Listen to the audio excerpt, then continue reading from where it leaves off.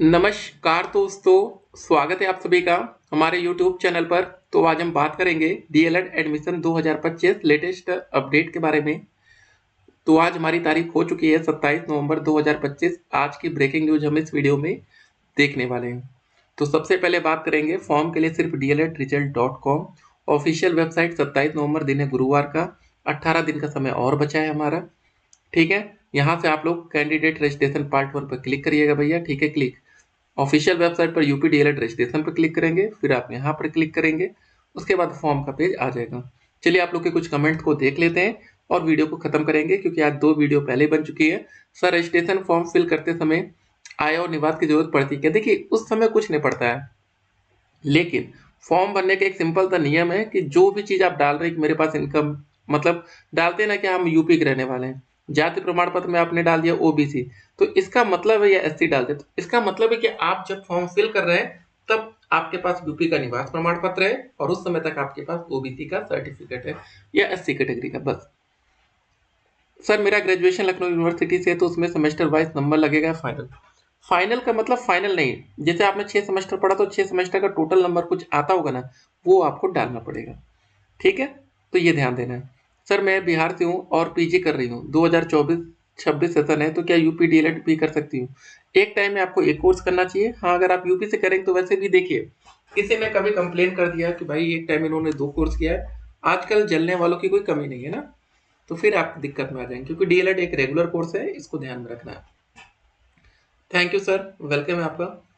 Sir I have a total of 257 257 general EWS category, आराम से आपको डायरेक्ट कॉलेज मिल जाएगा। सर ग्रेजुएशन का रिजल्ट सीजीपीए में, तो टोटल मार्क्स प्राप्तांक कैसे भरे? सिंपल सी बात समझ लीजिएगा, अगर आपका मान लेते हैं आ रहा 6.23 सीजीपीए, तो इसको 9.5 से मल्टीप्लाई करिए, जो भी है, ठीक है, वो परसेंटेज में आ जाएगा। और एक और बात ध्यान रखिए, आप जिस कॉलेज में एडमिशन लेने वाले थे, डीएलएड का जब बच्चे फॉर्म डालते हैं ना, तो कॉलेज पहले से डिसाइडेड होता है कि हम इस कॉलेज में एडमिशन लेंगे। ठीक है, अगर आपका नहीं है तो उसको आप डिसाइड कर लीजिए। देखिए अगर आपको कुछ भी समझ में नहीं आ रहा, हम करें 1% भी कोई बात समझ में नहीं आ रही, तो आप हमें व्हाट्सएप पर मैसेज करिए। नंबर हमारा आपके सामने है 8738079216। ठीक है, नंबर विनय सर के नाम से सेव कर लीजिएगा। एक बात और ध्यान रखिएगा, मैसेज करते समय आपको अपना जिला कम से कम एटलीस्ट बताना है कि भाई हम कानपुर से मैसेज कर रहे हैं और आपका नेम क्या है। ठीक है, उससे क्लियर होता है ना कि मैसेज कहाँ से आ रहा है, क्योंकि बहुत से बच्चों के मैसेजेस आते रहते हैं अलग अलग काम की रिकॉर्डिंग, तो इससे पता चलेगा कि डीएलएड एडमिशन का क्वेश्चन है। और अगर एक बार में आपको रिप्लाई ना आए तो 10 बार मैसेज करिए यार, अपना काम है तो मैसेज तो करना पड़ता है ना, इतने मैसेजेस आते हैं। सर बीए 6 सेमेस्टर का नंबर लगेगा या रजिस्ट्रेशन के लिए टोटल? भाई टोटल ही लगेगा, ये ध्यान रखिएगा, फाइनल ईयर का नंबर डाल के मत आइएगा, नहीं तो फंसेंगे।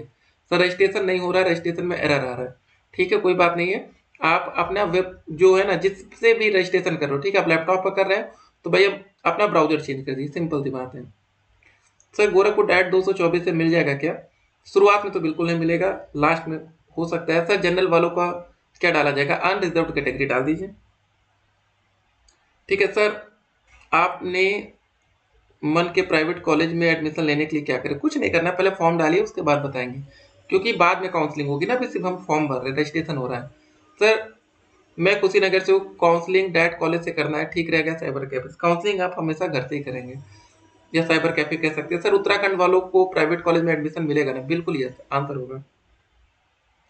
सर एमजी के वीपी से एफिलेटेड कॉलेज से पढ़े यूनिवर्सिटी में, हाँ अगर आपका ये आ रहा है तो ठीक है, नहीं तो अदर यूनिवर्सिटी डाल दीजिएगा। सर मेरा 146 मेरिट है, तो क्या हो सकता है? देख लीजिएगा, ग्रेजुएशन में मिनिमम 50% हो, जनरल में, आरक्षित में 45, तभी एससी में 47% है। देखिए हम स्कॉलरशिप की बात आपको नहीं बता सकते, क्योंकि स्कॉलरशिप 70% वालों को भी नहीं आती बहुत बार। सर मार्कशीट में सीरियल नंबर डालना है, हाँ अगर मार्कशीट नंबर आपका है तो ठीक है, नहीं है तो एनए डाल दीजिए, सिंपल सी बात है।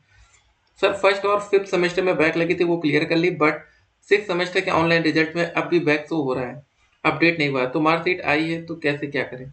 देखिए अगर आपका बैक क्लियर हो चुका है, अब आपके रिजल्ट में कोई बदलाव नहीं होगा, तो एक बार आप जिस कॉलेज में एडमिशन लेने की सोच रहे हैं, एक बार वहां संपर्क कर लीजिए। ठीक है कि सर बताइए वहां पर ऐसा है, क्योंकि डॉक्यूमेंट वेरिफिकेशन उन्हीं को करना है। देखिए हम कुछ भी बोल दें, हम कह रहे हैं आप 10 कॉलेज में जाएंगे डीएलएड के, उन 10 कॉलेज का डॉक्यूमेंट वेरिफिकेशन का प्रोसेस अलग होता है। ठीक है, इसलिए हम आपको बता रहे हैं। सर बीएससी के 6 सेमेस्टर के टोटल और ऑप्टेंड मार्क्स कैसे निकालें? ठीक है। देखिए, अगर आपको बिल्कुल समझ में नहीं आ रहा तो आप अपने कॉलेज से एक बार बात कर सकते हैं, वो आपकी मदद करेंगे, आपने जहाँ से ग्रेजुएशन कर रखा है। ठीक है। बाकी अगर आपको सीजीपीए में दिया गया तो हमने बोला ना 9.5 से मल्टीप्लाई कर लीजिए, उसके बाद परसेंटेज आ जाएगा और उसके बाद उसको नंबर में बदलना है। 230 नंबर है कि एडमिशन सरकारी कॉलेज में बिल्कुल मिलना चाहिए। देख सकते हैं विधानसभा चुनाव से पहले भर्तियों की मुद्दा बनाने की तैयारी हो रही है, तो आने वाले टाइम में वैकेंसी देखने को मिलेगी। 10 लाख महिलाओं के खातों में कल जाएंगे 10-10 हजार रुपये। भैया पटना बिहार वालों को तो बल्ले बल्ले। चलिए दोस्तों, बाकी आप लोग कमेंट करिए, कोई डाउट हो तो तब तक फिर ठीक है, मिलते हैं एक और वीडियो में, तब तक के लिए स्टे कनेक्टेड।